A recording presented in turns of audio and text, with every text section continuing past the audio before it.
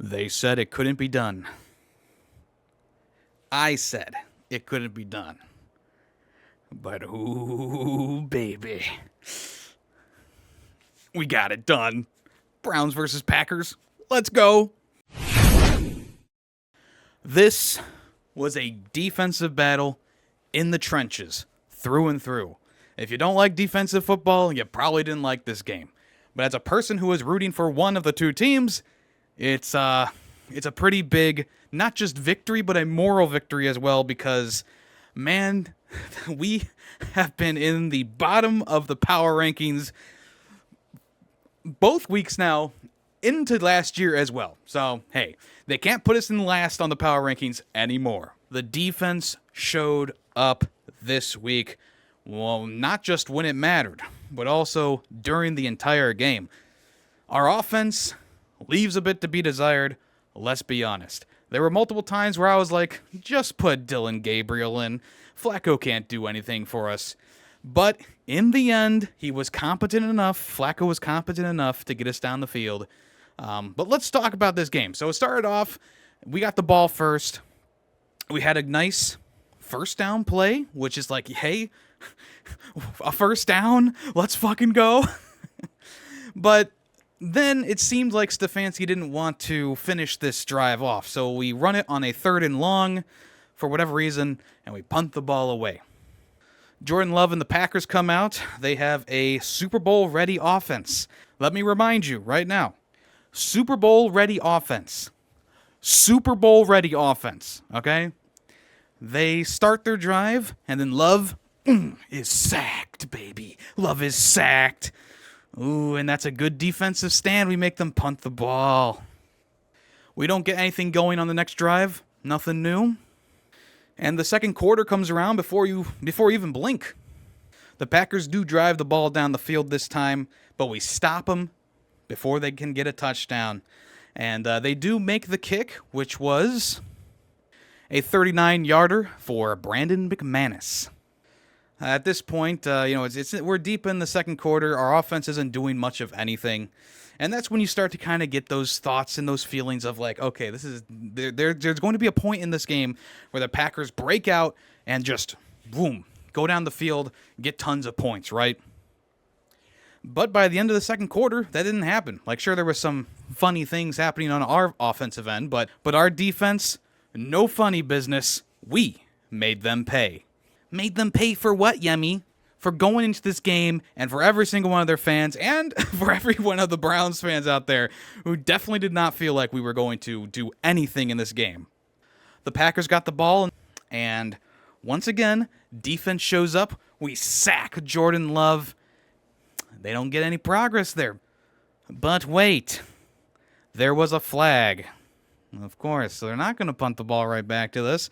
Actually, because we had 12 men on the field after a challenge flag is thrown, now the Packers have 1st and 10.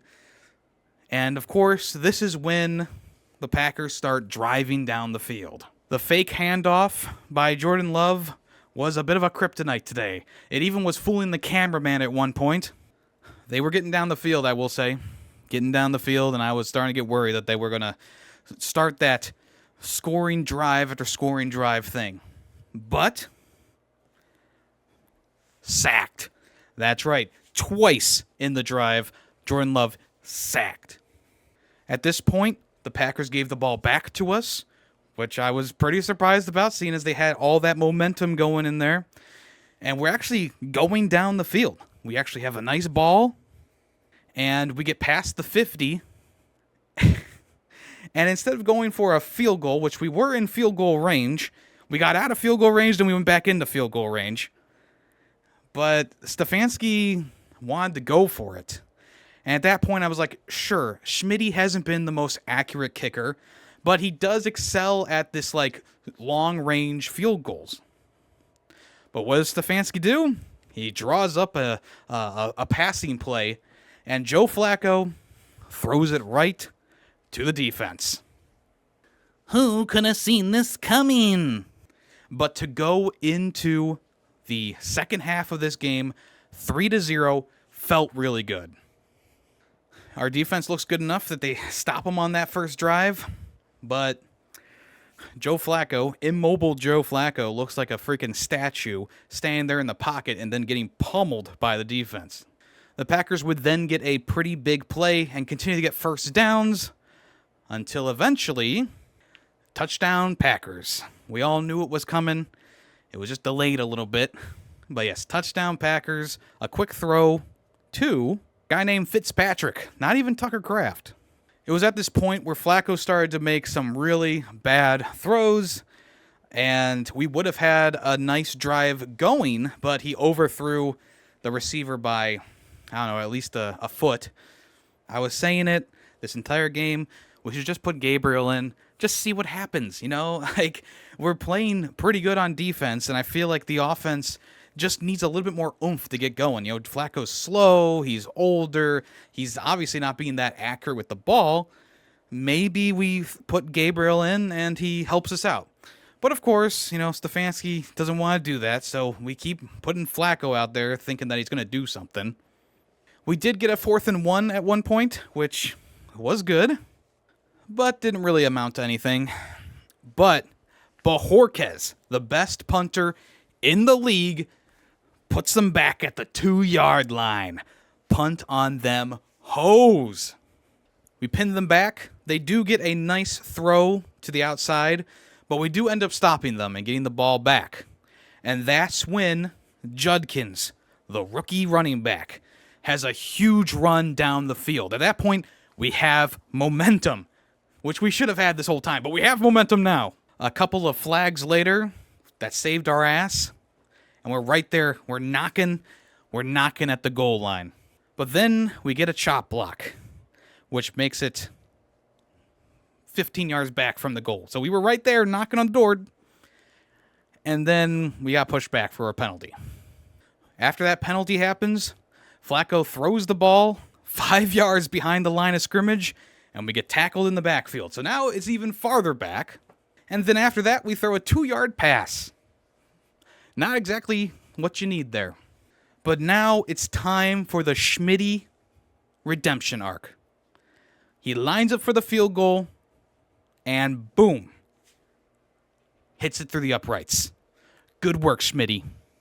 Now it's do or die for our defense.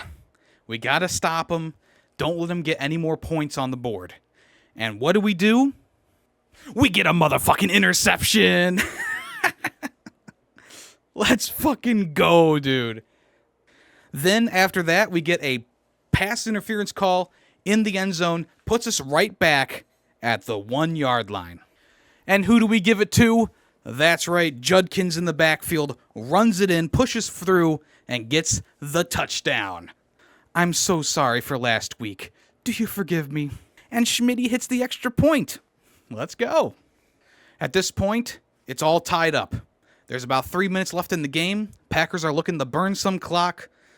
And then, of course, score and win this one. After what I feel like was a Browns recovered fumble, but of course, the call on the field stood that it was, Packers ball. I was feeling a bit iffy. The Packers had some nice plays going. Now all they need to do was to run the ball a couple times and kick a field goal. They line up for the field goal. Oh boy, they lined up for that field goal. And we blocked that motherfucking field goal. Yes! Ryan, because they want to call, it's blocked! It's blocked! Oh my God, no! Holy shit. It was incredible. So now we get the ball back. Micah Parsons, they just fleeced the Cowboys for that player, jumps off sides, gives us an extra 5 yards. Oh boy, at this point, the adrenaline is pumping. We're actually making some good plays. We're right there. We're right outside of Schmitty's field goal range. And all we need is a couple of yards.